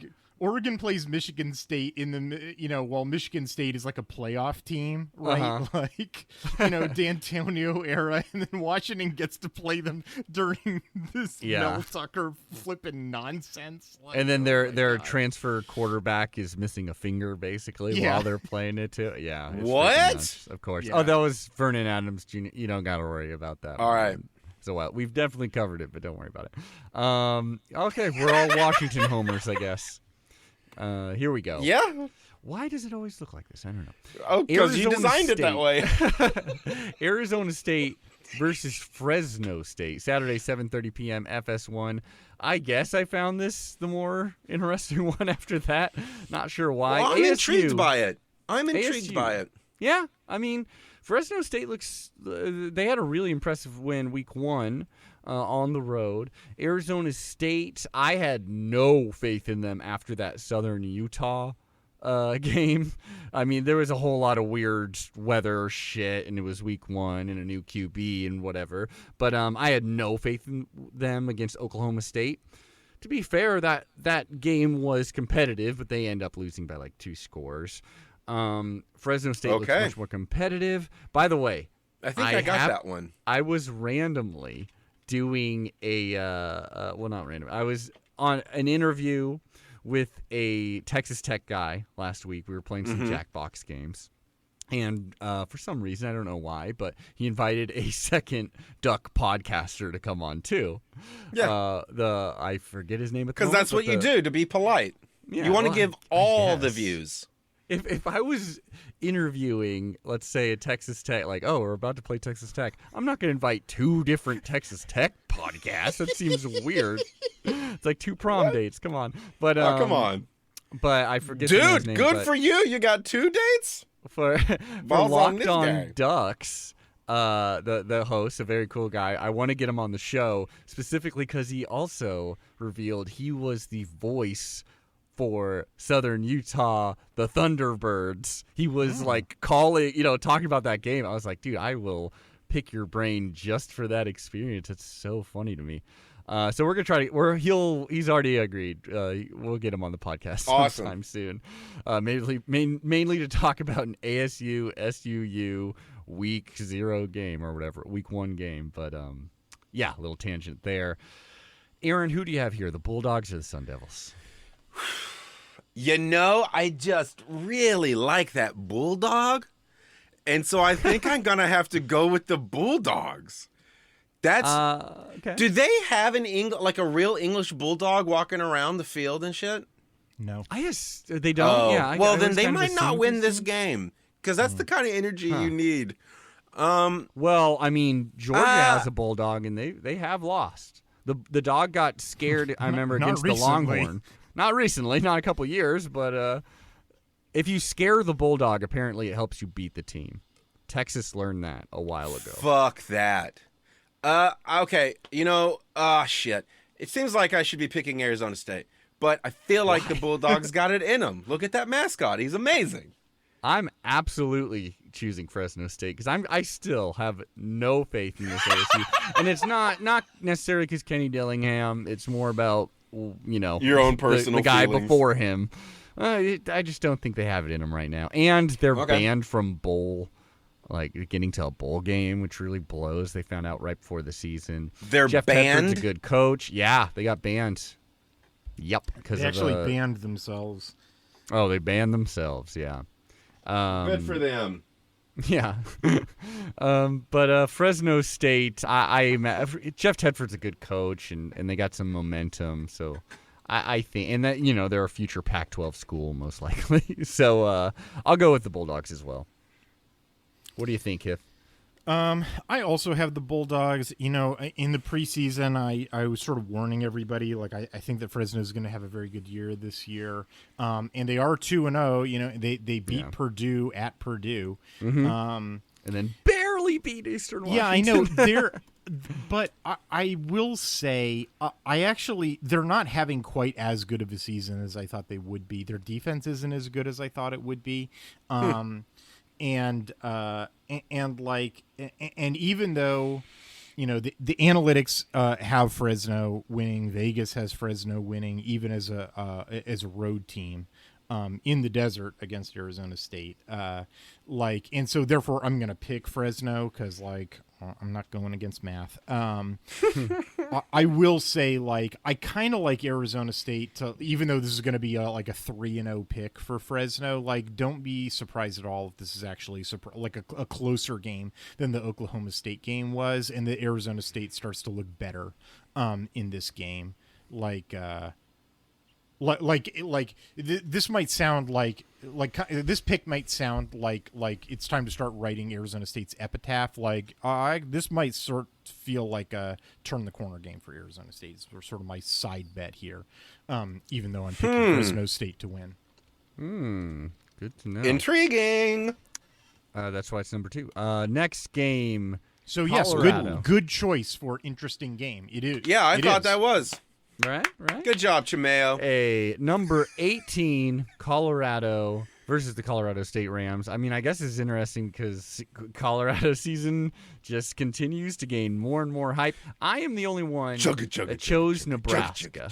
I thought maybe Yeah. Nebraska's defense could really punch Colorado in the mouth, and for a while they did. It once again showed Colorado has some problems, like in their own line. It's going to be hard to establish some run for them.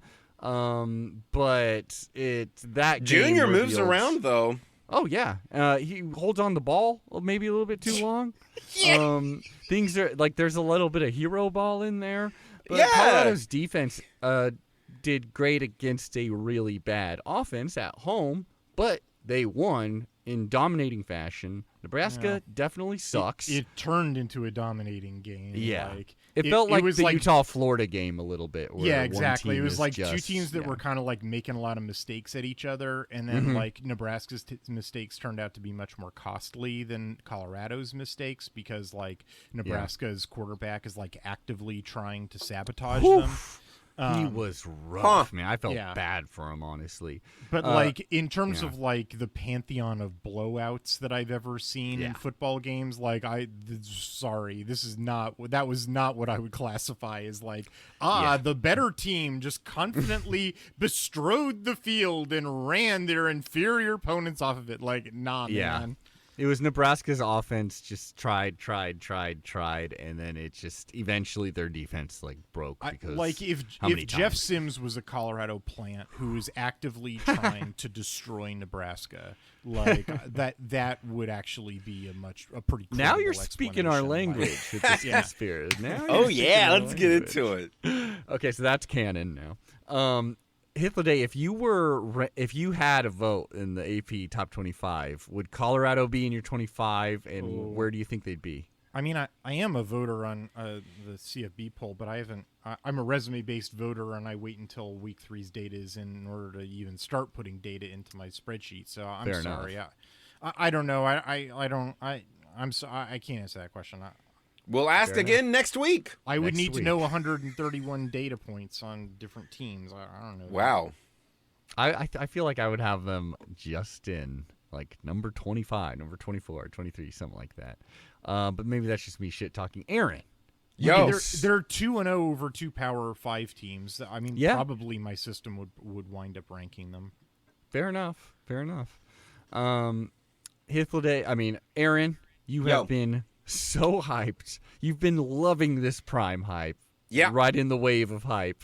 Yeah. You love Colorado. You always have. Ever since you thought they were called the Buffs, as in buff men. Yeah. You always have loved them. I the imagine for years you thought that. They're going against another horned beast, Colorado State, who has not been very good. We know Wazoo really beat the crap out of them in week 1 despite having a lot of flaws in that game. Who are you going with? I imagine Colorado State, right? Should I just pencil you in? No, this is obviously going to be the buff men all day because to anybody who ever has seen Major Payne, they are the little engine that could chugga chugga chugga chugga chugga choo choo. They're gonna. I like how you don't like reference the little engine that could. You reference Major Payne, who references the little engine that could. Because his telling of the little engine that could is by far the best rendition of it. All right, we're reviewing Major Payne on the Patreon. It's settled. Yeah. I'm also going with Colorado because it's fun. I want them to be undefeated. Week 4, like Oregon, not to look too ahead, but Oregon undefeated, Colorado undefeated would be pretty freaking sweet and has the potential for that game day, especially with all the hype. I believe Ohio State plays Notre Dame. That's probably gonna win it, but I mean the amount of camera time. Not if they give 2-0 Western Kentucky defeats Ryan Day this weekend. Woo, That's what you got to be rooting for. You gotta be. I mean, I root for every single opponent of Ohio State, so yeah, I'll continue to do that. I'm going with Colorado, obviously. Hith, you going with Colorado State? No, I'm going with the Colorado Buffaloes.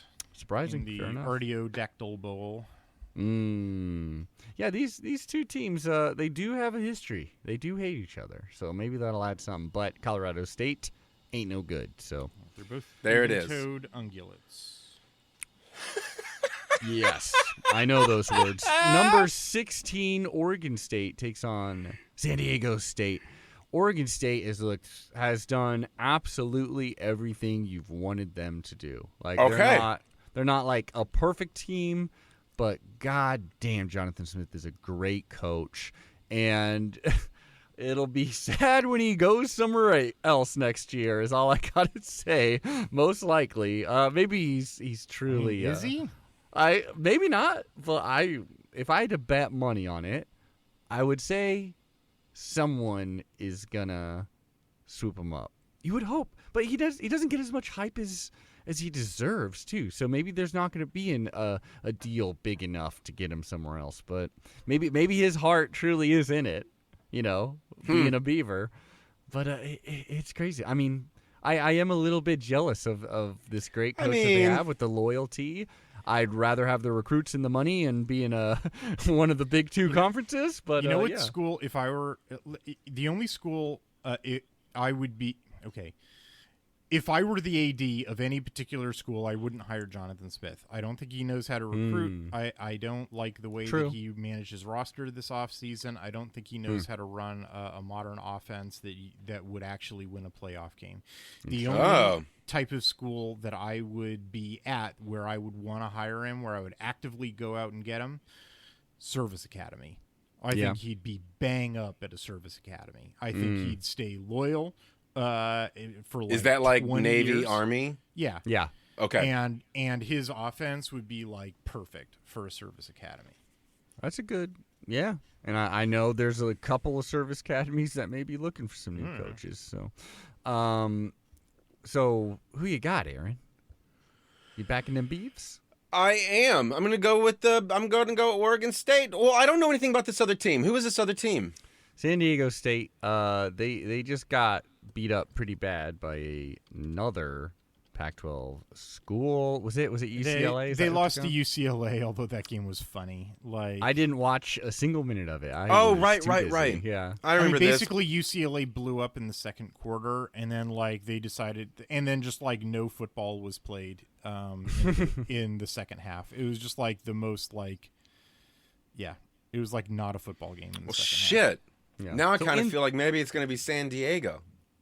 It's crazier things have happened. Okay, everybody give me 5 seconds.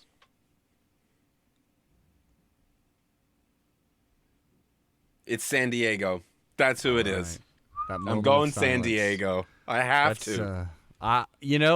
You have been freaking close with some of your picks lately. It has been where it's like you're not really hitting on the crazy out there picks, but you're barely missing. Like you almost called the Southern Utah upset, which is amazing.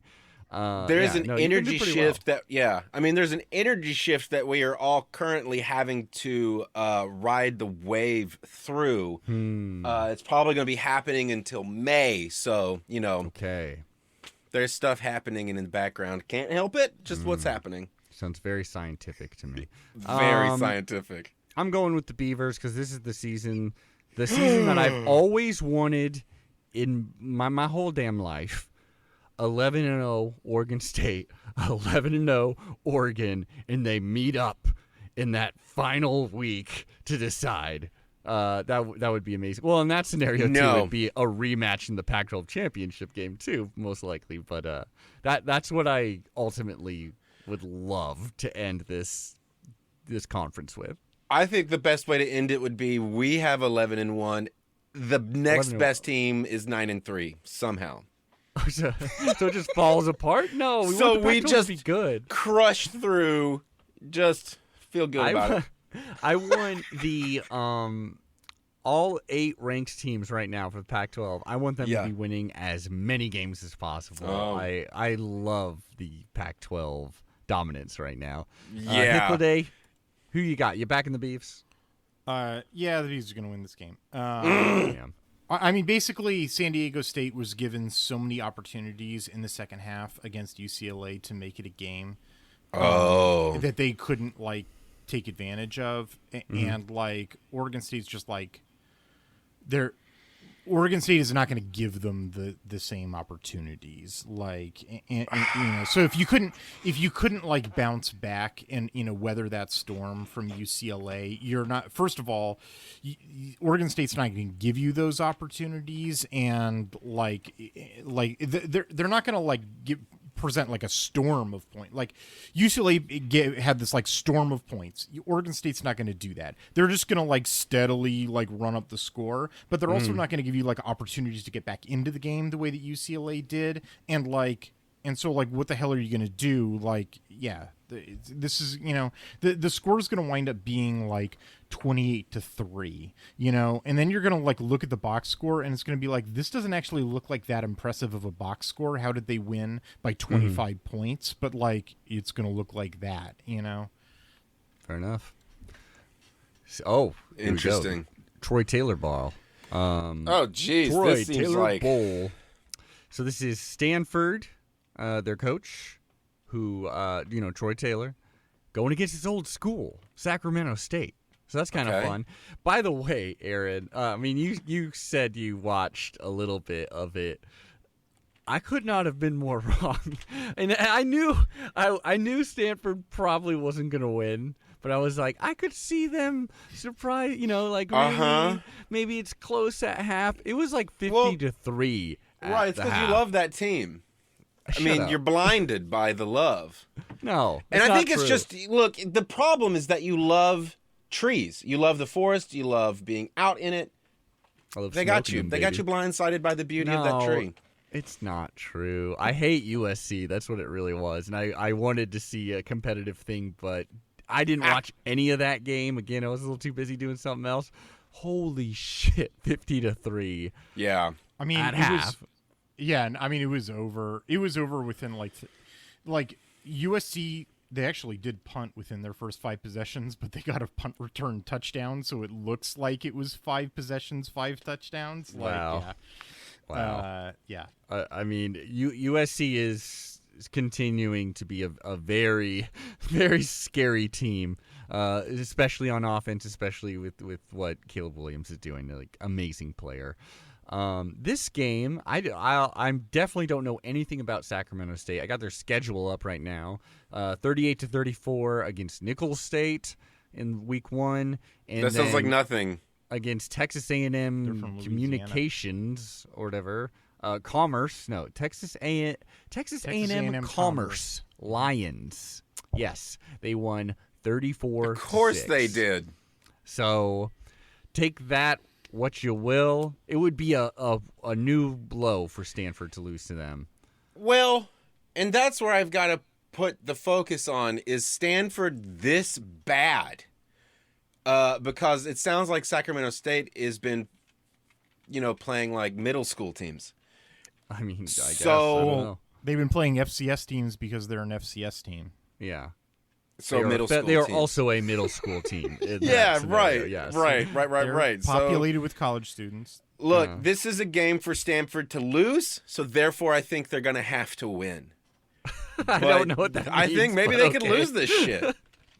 I don't think they will. They beat Hawaii, and Hawaii is certainly probably a better team than Sacramento State. Well, I think they'll win.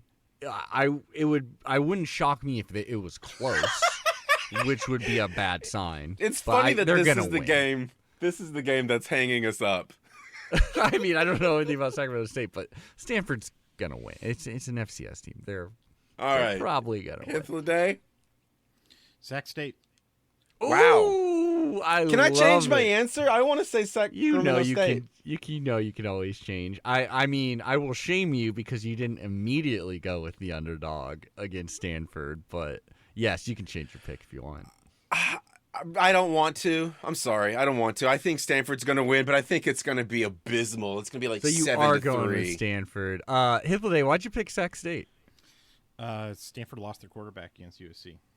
Really? See, I didn't even know this. Okay, well, so then Sacramento State. I also go with Sacramento State. I changed my answer officially. Well, I'm backing my favorite team, Stanford, against the FCS team. I am so sorry, Stanford. It's just not boding well for you this season. That sucks. Oh, I mean, we knew that going into it. It's going to be a tough one. But they've lost a quarterback. Yikes. Yeah, that does blow. Oh man, I at least for Stanford, they don't have to play USC anymore because that may be a rough game for the years coming up if they had to. Number 12 Utah versus Weber State is another Weber? FCS. Weber? I think it's Weber. Okay. I always double guess. Yes. Weird. Weird. Weber Weber is the State. university. Weber is the grill. Right. There you go. Okay. Actually, so going into this the Utah Baylor game, I will say it was pretty interesting. Both of you, well, Aaron, you went with Baylor, so Yeah. which it wasn't close. It was a very close game. It was so you were close to being right. Hythloday was also, I believe you went with Utah, but Hythloday also made some really good calls of like, first of all, this game's gonna be ugly as hell. I think you said like 10-17 or something like that, and it lived up to the billing of being an ugly ass game. Funny. Utah, their offense was nothing. I'm sure if you're a Utah fan, you're like, hey, Bryson Barnes, thanks a lot, but I do not want to see you again. Not that Nate Johnson Nate Johnson led the final game-winning drive, so that is awesome. And he obviously gives you another threat with his legs. He is a very good runner, but you can also see him there that he's going to make some mistakes. He's not a sure quarterback. But I think, I mean, just from my perspective, I would have him out there too because Bryson Barnes gave you like nothing. And Utah is Johnson missing wasn't players, right? Oh yeah, They got injuries, right? Yeah, Brant Keithy's still not there. Right. Cam Rising's still not there. Right. I doubt even Right. if they were ready to play, I don't really know why you would play them in this game. Right. Because it just, especially at home, it behooves you to not have them play this game regardless of their health, I would imagine. Like getting reps in is always good, but and I haven't looked into that at all. Number 12 Utah, this is at home. This would be a horrendous upset. Yeah. If they were to lose this one. You going with the Utes? I'm going with the Utes. I too am going with the Utes. Yeah, just because it's obvious. But Aaron, the game against Baylor was terrible. Oh, and another thing Hythloday said is, if Baylor wins this game, it's only because their coach is so unaware of kind of what he has, the talent, blah blah blah, that he's forced to go with a backup quarterback, and the backup quarterback ends up being better. They were forced to go with another quarterback, and that quarterback was terrible. So it didn't really. Yeah. I was like, when are you going to tell him that he's even worse?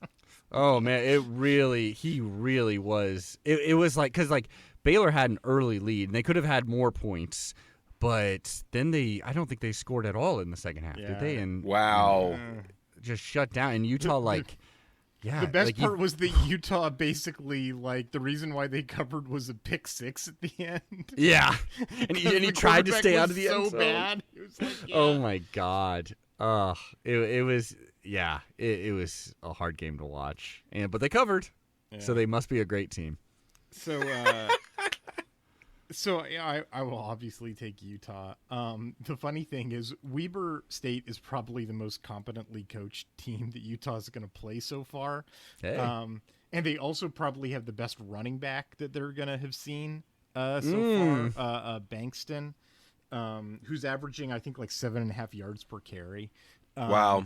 And like, I actually bizarrely have not been super impressed with Utah's rush defense or their rushing offense. Like they break a couple of big run plays from some interesting stuff. They got some bad news that Mekhi Bernard's probably going to miss the season, which sucks for them. That's terrible. But anyway, like, I'm not saying Weber State's going to win this game, but I actually think it's going to weirdly be one of the better, like, I guess I'll put it this way. Weber State is a more like complete, competently well-built team, just at a lower level. You know what I mean? Mm-hmm. Like than the crazy mixed up grab bag of like there's some NFL dudes on these teams, but they're also guys who are like actively trying to sabotage them, which has been their last two opponents. Yeah. So like, yeah, actually this is like, I'm not saying watch this game like this is appointment viewing or something, but like this will actually be one of the better data games for Utah. Interesting. I mean, not really, but like it's just their schedule.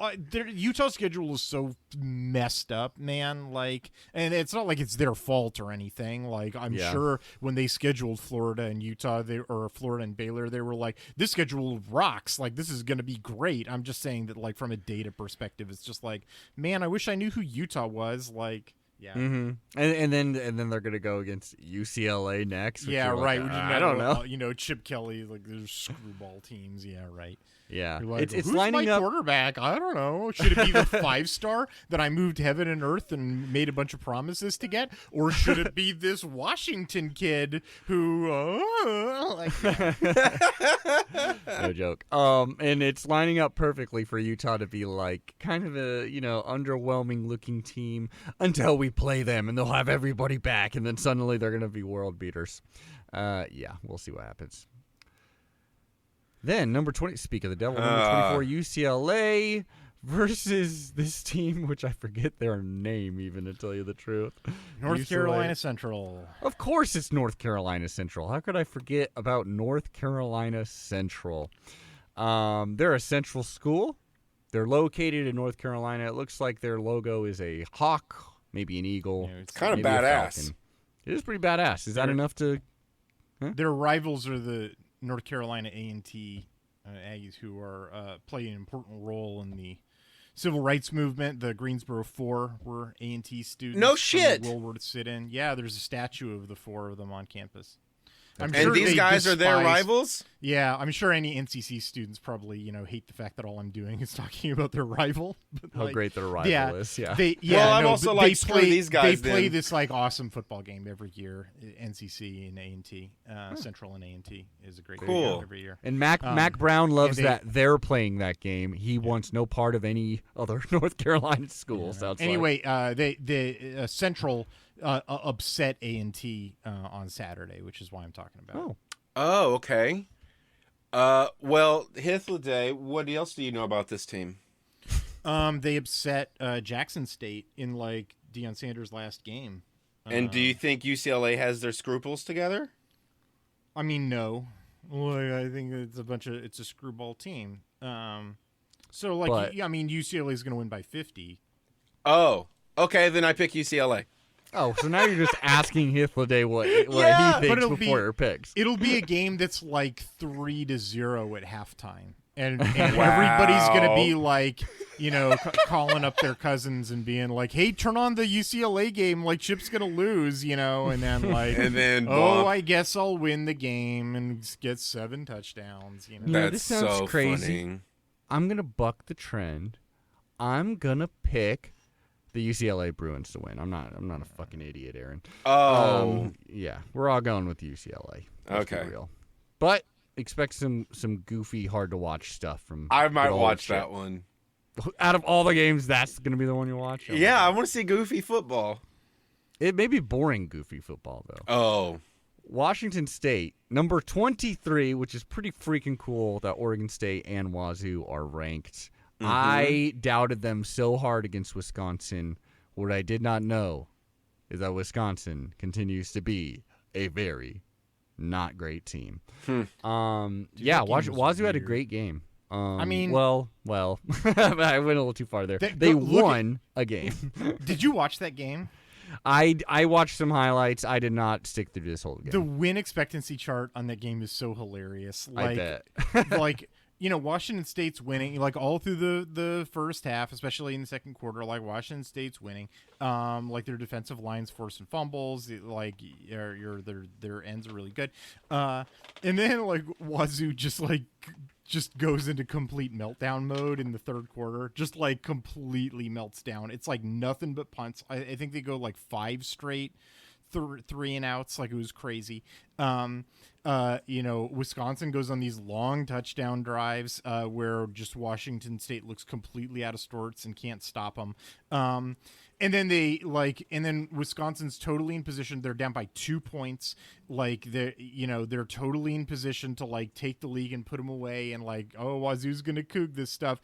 And then they fumble. And the Cougs punch in a touchdown, and that's the end of the game.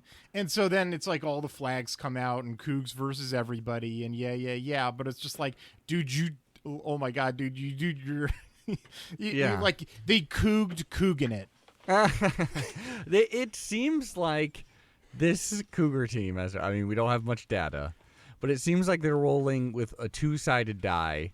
A coin, if you will. And it is a D20, and then it's the 1. It's a 20 and it's a 1, and it's gonna be one or the other. Like, I've seen so many where it's like there's a great Cam Ward play. Wow, what a pass! He really just nailed it. Like a deep pass, and then just a a really not smart play from him. And then with the defense, they're allowing some. I have been impressed with the Wazoo defense, but.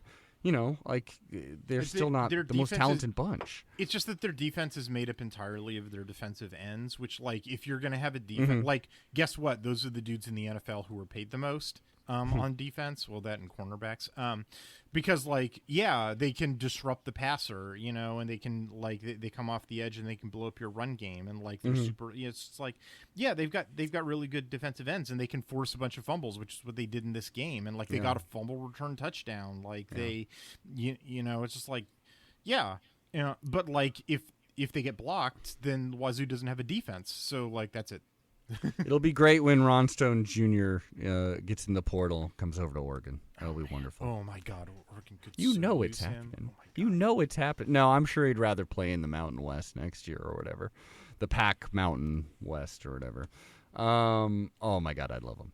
And so like they're kind of. I mean, overall, it seems like you should bet on the Cougs against a whole bunch of teams, and they. But who's this team?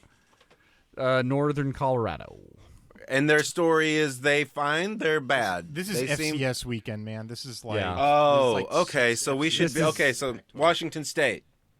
Yeah, I mean, that's the smart thing. I mean, leave it to Wazoo to lose an FCS team. It's not the first time, and it won't be the last. But they're going to be... It might be. Northern Colorado. Yeah, I don't think so. They got a tradition to uphold.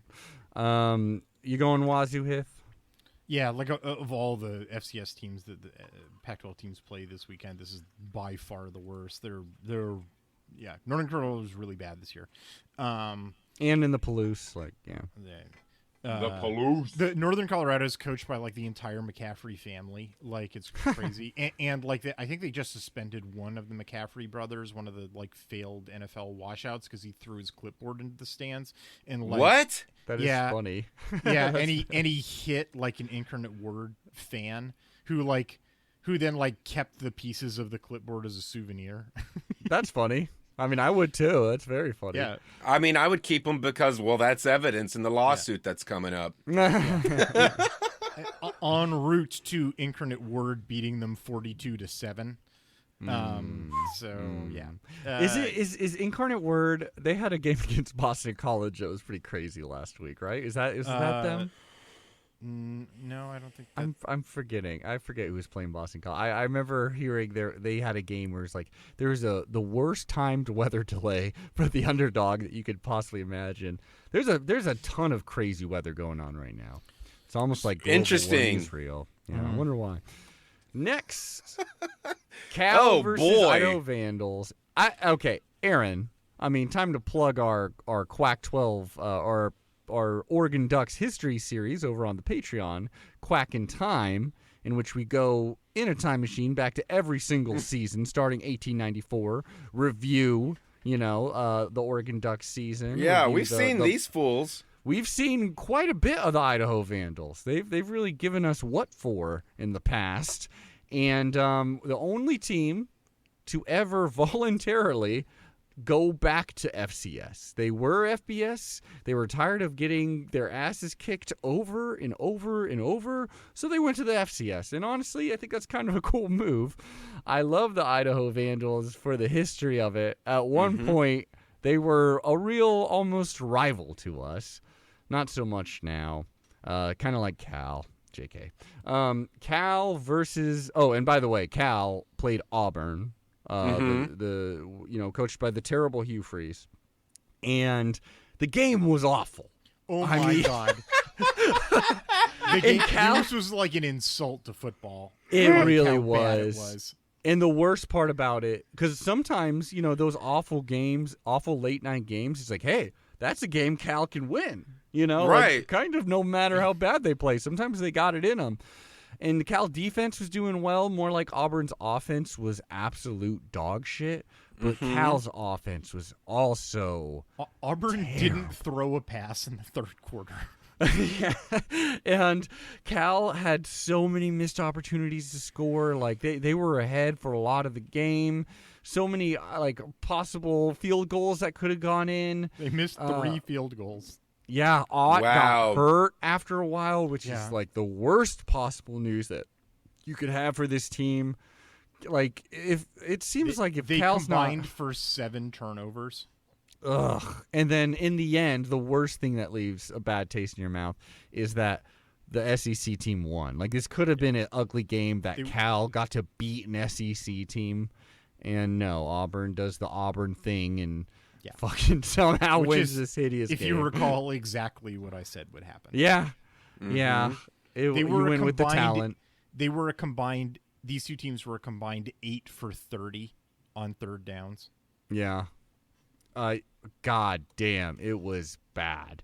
Honestly, I'm looking at that Stanford Cal game this season being like, that's going to be a barn burner. It'll be fun to watch. Idaho, on the other hand, I'm sure they've played some teams. Let's see. Oh, that's right. No, that was last season. They played I'm Lamar. getting out ahead of it. I want it right now. I'm taking Idaho. Nice. See, that's what I think too. Idaho crushed Nevada last week. Oh, they did? Yeah, I'm looking at that right now. And Nevada kind of moved the ball a little bit against USC, and Idaho crushed them. Idaho's 2-0. That is very They've true. got an FBS win over there, and Cal just played one of the greatest insults to football of all time. And Jaden Ott, who's their best player, got hurt. Which I'm not cheering that or anything. That's horrible. I'm just saying I'm just like I picked Sac State over Stanford because their quarterback got hurt. I have to take that into account. I'm sorry if that sounds ghoulish, but dude, give me Football's Idaho. ghoulish. Yeah. Yeah, sorry. That is Aaron. Who you got? I'm Vandals. Yeah. Holy shit! We got a lock. We got an FCS lock, boys. This is wonderful news. I'm going with Idaho too because I've always liked the program, even when they step down. Just in general, they're fun. FCS picks. We got it.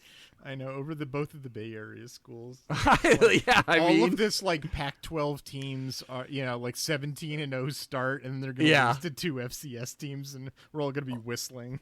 Oh, I love it. Well, this is more a loss for the ACC than the Pac-12. Right. Yeah, suddenly it's all going to be like, oh, I don't know what you're talking about. ACC teams are doing poorly. Yeah, that's an ACC loss, baby. Oh man. Okay, so I'm watching this game. That's going to be fun as hell.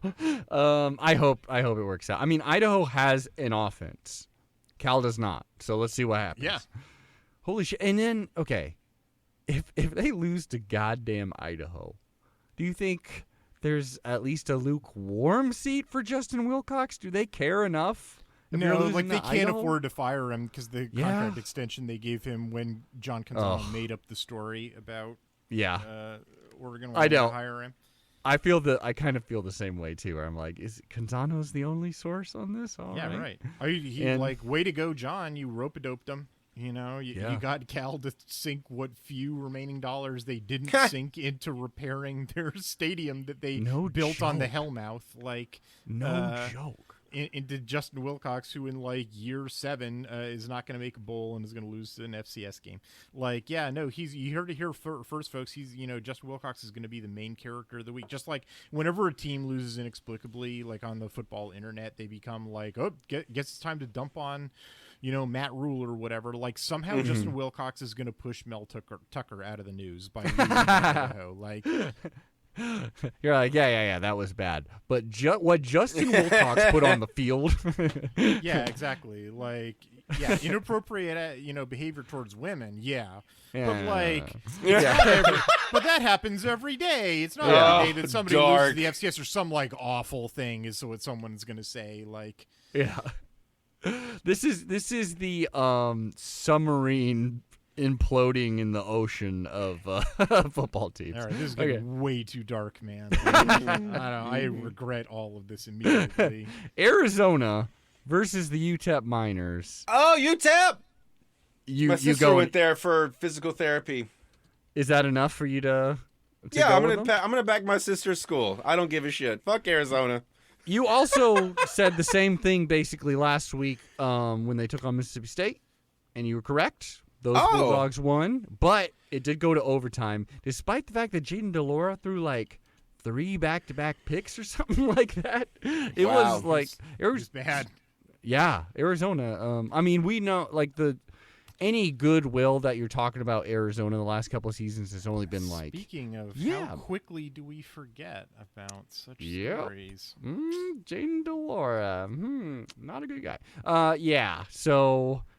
There's a lot of they're a real easy team to be like, I think they're gonna lose, and maybe they're no good in general. So here's the Mississippi State versus Arizona drive chart.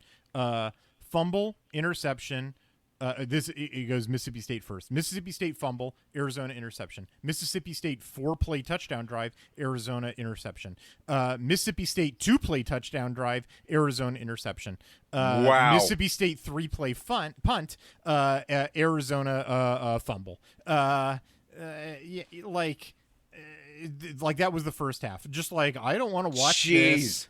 And then it got worse, like, then they like threw some touchdowns and interceptions and it went to overtime, and DeLora scrambled for it and they didn't award him the first down, which I thought was wrong. I thought he broke the plane. At the very least, the game shouldn't have been decided by the refs saying I want to go home. Like they should. Yeah.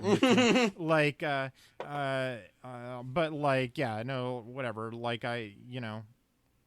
Yeah, man. When I said Mississippi State's going to win this because they had a good defense last year, and then they forced 3 interceptions on the first 3 drives, or 4 turnovers in the first 4 possessions. Like, yeah, the clinga, it'll get us all. UTEP 17. They lost 17-14 against Jackson State week 1. They beat Incarnate Word 28-14 week 2. Week 3, whatever we're at. Maybe they played. It was game. week 0 against. There we go. Yeah. So then week 1 it was Incarnate Word. Week 2 they lost to Northwestern. 38-7, which may yeah, I know. I think Arizona's pretty bad, man. Yeah, I think Arizona's going to win, unfortunately. Like losing Northwestern may be more embarrassing than losing Jacksonville. Yeah, I mean Jacksonville State. Sorry. Yeah. You going with Arizona, I imagine? I am. I would love if this is a week where Hythloday is going 3 FCS teams. I mean, UTEP is not an FCS team, but they, Oh, they not? Oh, that's right. I mean, they lost to FCS teams for like relegation, maybe. Like. Yeah, I mean, they're one of the worst FBS teams, then, right? That is true. Yes. I always log them in there. Okay, so this is last week. Wow. I had 9 points. Aaron had 6 points because you really went for the fences with some of your picks. Yeah. And then Hyth is at 10, leading us, of course. Oh, no way, man. I had 11 correct picks. No. Wait, in week one? Yeah, okay, going into this. This is where we were at. Right. Now, here, though, is boom. Wait, you had 11? I had you at 10. I just re-listened to it. I don't think I missed. Yeah. This last week, I had 11 correct picks. I picked every game correctly except for the... I got it written down here. Wazoo game. Let's see. Yeah, you went with Wisconsin. Yes. Well, why don't we only have 10? What game? There was only 11 Pac-12 games, and you got Oh, okay. one of them wrong. Oh yeah, right. Because Stanford and USC played. You're right. I Yeah. had 10 correct picks out of 11 games. Yeah, you only got one wrong. I did terrible. I did pretty bad. I got 7. Aaron, you got 9 right. That's pretty Wow. dang good. Yeah, because you went with Wazoo. You also went with Mississippi State, and you went with Auburn. You also chose Arizona State. That's where you went wrong. Well, I have to tell you, I wasn't even feeling that great about my choices last week, and this week I feel awesome. So I think I'm taking it all the way. Do they? Well, I mean, we'll see what happens. We were all Yeah. pretty similar on our picks, but you could certainly surpass me. Hythloday has 20 points overall in the season. I have 16. Aaron's got 15. We'll see what happens in this. Overall pretty boring, but it could be exciting if people start I picked dropping 2 FCS. FCS teams, and you're calling it boring? That could be exciting. That could be exciting. Yeah. According to Sagarin, which ranks all Division I teams, FBS and FCS combined, top to bottom, there are 13 FCS teams better than UTEP, so they might as well be an FCS team. Yeah. Yeah, Wow. I truly, that's one where I always assume they're an FCS, and I'm always shocked when I find out they're not. Fellas, that's it. We made our picks. It's been another wonderful episode of the Quack 12 podcast. Yeah. We couldn't be Wait. more grateful to We- have Hythloday on. We didn't pick Oregon versus Hawaii. Oh, yeah. I need to start making the segments. I always assume we're just going to choose Oregon. Yes. I mean, we are, but we Right. We are say gonna it. choose Oregon. We should probably, it is an Oregon Ducks podcast. I should probably section in a little part where we talk about Oregon. But we're all choosing Oregon. We're all going to beat the wonderful Rainbow Warriors. Luckily, I kept this graphic. I love that Hopefully, graphic. for me, I'm just really hoping, penalties go significantly down, which I imagine. I mean, we're in Oregon. I'm sure it's hard to something imagine there's going to be as many false starts. Yeah, certainly not that.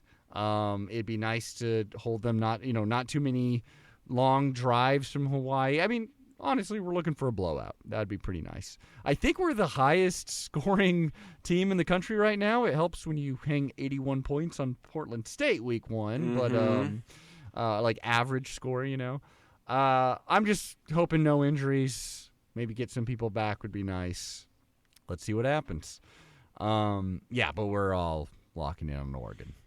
I love the Rainbow Warriors. Any big thoughts on what you expect to see in this upcoming game? 3 minutes. Against Hawaii. Yeah. The only thing that Hawaii has going for they can't run the ball. They can't stop the run. The only thing they have going for them is that their quarterback can hit deep passes. They have one wide receiver who can get behind the defense and catch those deep passes. So it's like they will, even though I actually like Oregon's pass defense this year, and a lot of fans are sort of panicking about Texas Tech. I actually really liked Oregon's pass defense against Texas Tech. I still expect that Hawaii's probably going to hit 1 or 2 of those, and Oregon fans are going to be biting the pillow. But those aside, should be fairly clean. Yeah. Okay. Let's see. Hope we all have a good time. That's all I gotta say. All the Duck fans in the stands, and we got to ramp I up. like that. Because after that is Colorado. And, I mean, I still feel good against our chances against Colorado. But I'm so the narrative excited is for that. so huge, yeah.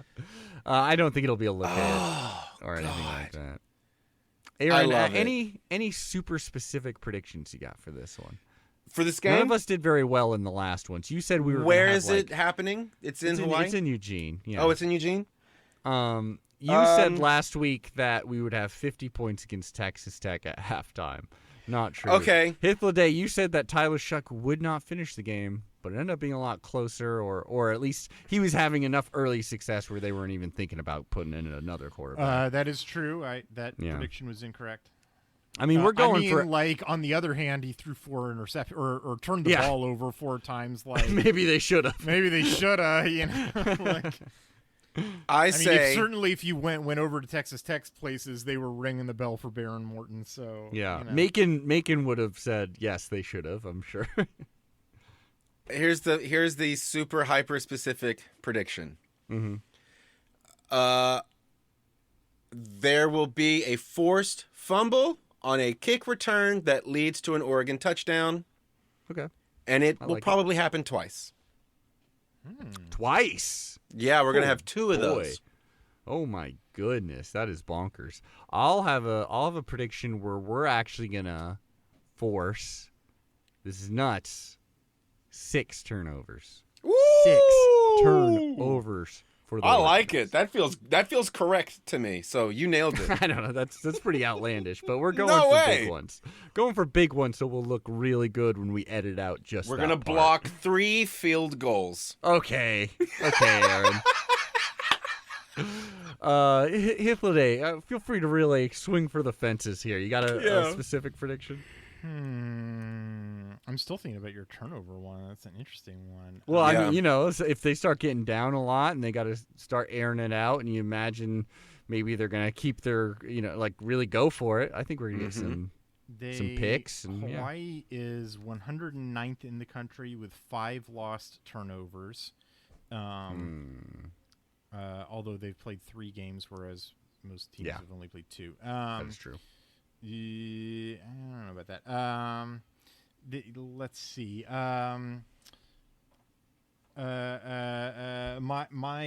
My prediction is that Hawaii will take an early lead.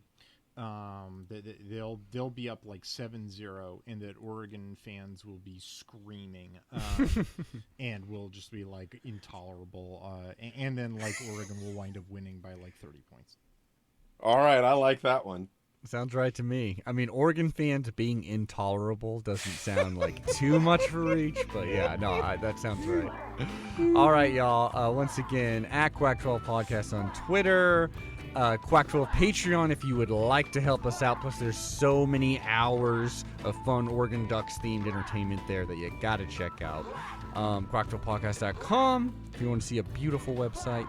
And then Addicted to Quack. What are you doing? You get over to Addicted to Quack right now and read Hythloday's article because it's fantastic. Read and watch because there's also some really good curated clips to break down the points that he's making throughout it.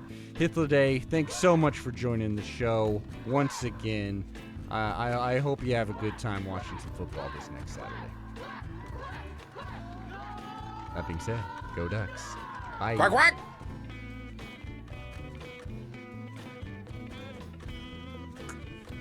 Cool. Awesome. Why is it stop local?